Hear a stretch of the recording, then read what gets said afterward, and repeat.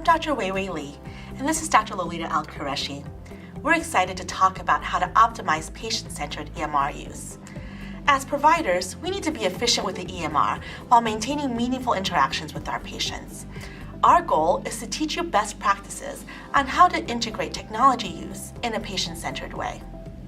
Many studies have shown that doctors can exhibit negative behaviors when using the EMR with patients in a clinical interaction. For example, decreased eye contact, having your back to the patient, long silences, and not showing the screen to patients. Although many of us think that we can multitask, studies show the opposite.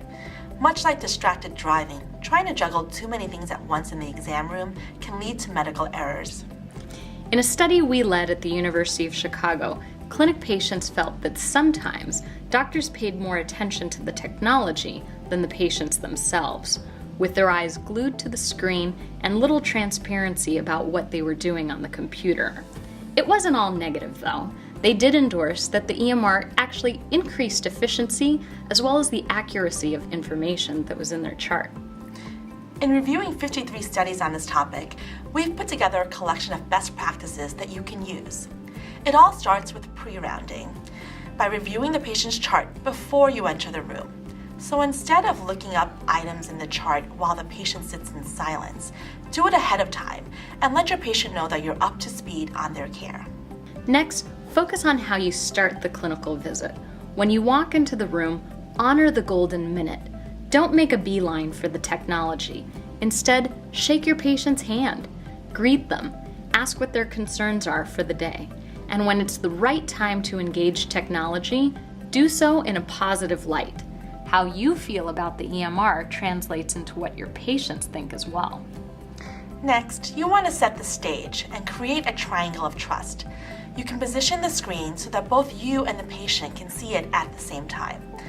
The room setup may not be ideal, but move what you can, either the computer screen or the chairs in the room, to optimize. During the visit, look for ways to engage your patients with the computer.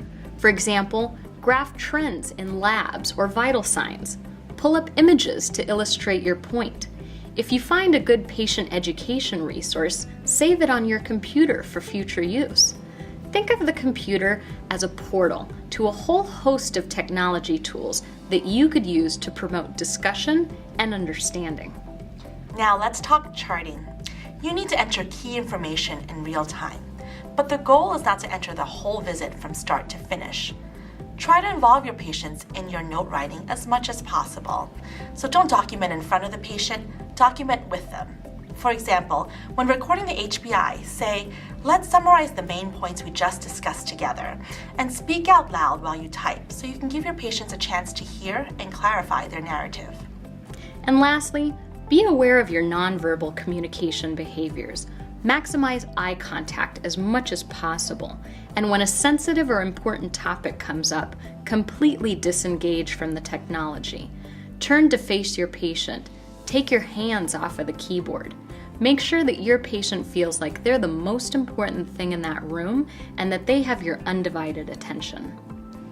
So let's review these best practices by using the mnemonic human level. H is for honoring the golden minute. Start the visit technology free and establish the patient's agenda. U, use the triangle of trust for shared screen viewing. M, maximize interaction with the computer. A, acquaint yourself with the chart ahead of time. N, nix the screen for important or sensitive discussions that arise. L, let the patient look on. Have transparency in your actions. E, eye contact. Try and maintain as much as possible. V, value the technology. What you think influences what patients think. E, explain what you're doing as you're doing it and document key points with your patient when possible. And lastly, L, log off at the end of the visit and reassure patients that their medical information is secure. As healthcare providers in the digital age, it's important to use technology to enhance the patient experience and ensure that we're delivering care that is empowering, respectful, and compassionate.